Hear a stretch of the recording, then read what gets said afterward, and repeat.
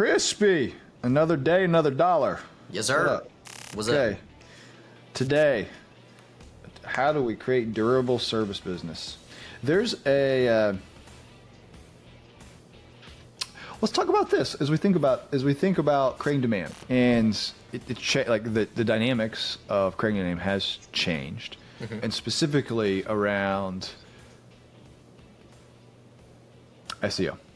And AI and how it's changing. And if you were giving advice to a service company, what's your recommendation for where should people spend time on trying to create, if you would, inbound? Let's not think about any direct sales tactics, but it's like, how do you get people to be aware of what you do through inbound? What has changed, and how would you talk about it today in the era of AI? Yeah, I would say even before AI, content marketing was oversaturated in multiple formats just because like people were cranking out content that wasn't all that useful. And I think it was because they didn't truly connect with their ICP at a level that resonated with them to keep them engaged and attracted, and then ultimately bring in their network of other ICPs. So with the introduction of AI, I actually think that got worse because now like blogs are redundant and I've been almost rendered obsolete. No one's really doing like blog posts anymore. It's all video content, podcast style, things like that. And so I think that the authenticity is more important than ever behind content, because now whenever we see stuff online, even on LinkedIn, like even today on LinkedIn, I made posts on like people, I made a post saying, when people say, I hope this email finds you well, I'm like, this email finds me fucking awful, actually. And I had an AI comment on the post, and I was like, what did it say? It said, he said, and that was it. There's well said, Christopher Crispy in the quotes, and I was like, you're a bot, and I hope this message finds you well. That's what I said. Yeah, and it's stuff like that where people question the authenticity and whether the content is organic, and really intentional content makes a really big difference because people want to buy for people, right? And people want to learn from people, not from a random engine in the background that's powered by ChatGPT. I find that my usage of AI generally, and ChatGPT really wasn't a thing when I was an agency owner, but the ways that I would use it today if I were an agency owner would be to help with standardizing of documentation and formats and things like that, like data cleanup, things along those lines. But when it comes to content, like even when I see the images that people make on LinkedIn where it's clear they're plugging in a prompt which is like, show me HubSpot in a jungle, and it looks all fucked up and it's not like great. I'm just like, dude, I always skip past those and I'm like, that's garbage. I don't want to see that. I have this general belief, and so we're asked this question like, how do you get inbound marketing? And I have a few beliefs on this that I think it aligns with exactly what you're saying. It gets into that. And it's number one is inbound marketing has always existed. The question is the method on how you're doing it. It's constantly changing, and it changes about every 3 to 5 years. Yep. So that's number one. Like just hard law of the jungle. That's what it is. So number two is if someone gives me or if something is a best practice, it's already too late. Yep. Already too late. Because there's another law of the jungle, which is if everybody's doing it, nobody cares about you. Unless you already have a brand. Okay, so it's the idea of the red X. So it gets number three, which is, it's this. It is Peter Thiel. I love what he says on this. Brian Halligan talks about this as well. It's if everybody thinks your idea is stupid, you know what else that's called? It's called a secret. So what's your secret?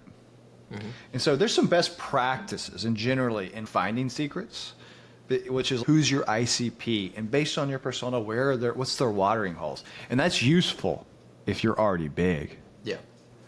But if you're trying to create something, where do you need to go? You need to know when there's about to be a drought and where the new watering hole is going to be. So I look at AI, and I take some of those trends you just said, which is a reality of people want to buy from people. That's never changed. People like the way people make them feel. And what AI is doing is they're starting to question what's real and what's fake. Yep. Which pushes people to to seek more real things. And what's more real? Trolls. That's what's more real. So you're saying, so you're going to be, there'll be unfiltered places are going, like, I think I was looking up Reddit and I did a full analysis. Reddit's like number 3, number 1 on every search criteria. I always go to Reddit. Always. And I don't do anything on Reddit. Reddit's amazing. But if I was a service agency right now, because it used to be Quora, it was the same thing. Quora was something about 5 years. Jason Limpkins got famous from it. That's how he started. That's how he created his entire business. Yep. Disaster. Is I would invest hardcore into Reddit on whatever your focus is, on whatever your niche is going to be. Like, get on Reddit. Mm-hmm. Do you think about things like, where else do you think people are going to be seeking, and where's the trends going? Let's pretend you're back in running a lead agency. Where would you be spending time if you were doing inbound? Yeah. I think it goes to the point of, like, people want authenticity and, like, that organic touch point, like, with a person. So I think about, like, I am the person, if I have to, like, in my personal life, like, cancel a subscription or something, like, if I have to go to a live chat and it doesn't connect me to a person, I'm typing in customer service 10,000 times to get connected to a person. And that even precedes AI. Yeah, now everything's... This is why I know he's in Reddit, by the way. Yeah. I can tell this is a fucking bot, so just connect me to a person ASAP. I'm that person very much. Bot. It drives me nuts. So, yeah, that, and then the reason that I use Reddit is because I know it's all about experiences from people, and that's really what I value the most, is gaining context and learning from others that are, like, in the thread or in the community of whatever I'm searching for. And so the places that I would lean into now would be, like, the HubSpot community is a great starting point, honestly, because that's literally a vessel for you to go and solve customer problems in real time. If you're looking to grow in the HubSpot ecosystem, at least, it's go into a community where you can solve problems and people can search for it and discover who you are. That led to me becoming, like, a community champion, certified trainer, stuff like that, which then I had a little inbound lead engine where people could see me answering stuff in the community and, oh, that guy knows what he's talking about. Like, that's great content right there of you performing a service free of charge in, like, little micro ways that are attracting people to say, hey, like, I have this problem as well. Can you help me solve it? And so things like that make a big difference. And, like, even Reddit, like, the HubSpot thread in Reddit is this exactly. It could be stuff like people asking, hey, I just renewed at $5,000 a month for my HubSpot instance. I don't use it. What should I do? There's a bunch of partners in there and a bunch of freelancers and a bunch of, like, experts chiming in on the thread directly. But if you went and put that online on LinkedIn, it would be like vultures just clawing at a carcass is what it would look like. And in Reddit, you can actually upvote and downvote crap. Yeah. So, like, the best, do a thoughtful or, like, authentic, real answer, it aggregates over time. It doesn't die. Yeah. Yeah, which is awesome because you get verified by others in the ecosystem, and, like, Reddit is a pretty friendly community, especially if it's like-minded people that agree on a certain topic.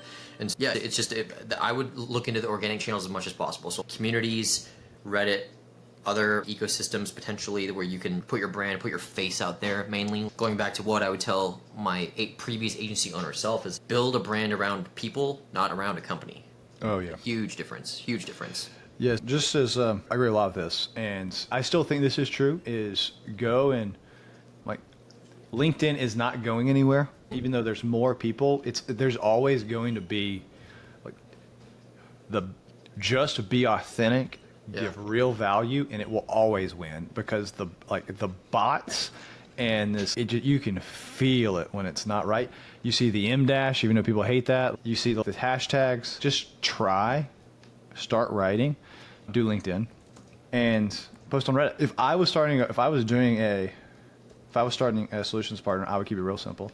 I would post every single day on LinkedIn, and my post would actually just be the same thing I answered from Reddit. I'd find a Reddit post, I would answer it, and then I'd copy and I'd put it in my question, and I would be done. Over and over, just rinse and repeat, and it will aggregate over time. So that means simple. There's a whole lot of other stuff you could do. That's what I do. And by the way, that's what I do now. It's not even crazy. That's what I do now. So yeah. I did that with Loom videos once upon a time. Like when the workflow days was, anytime I solved a problem in the community, I would always do it via Loom video. Yes. Yeah, I used to watch it. I used to watch your stuff. Yeah. And you know what? I was a competitor, and I would watch it. And you know what it made me feel? Behind is what it made me feel like. And I'd be like, oh, that's really good. And it actually creates more community. I'll see. Yes, there's like FOMO. Oh, look what he's doing.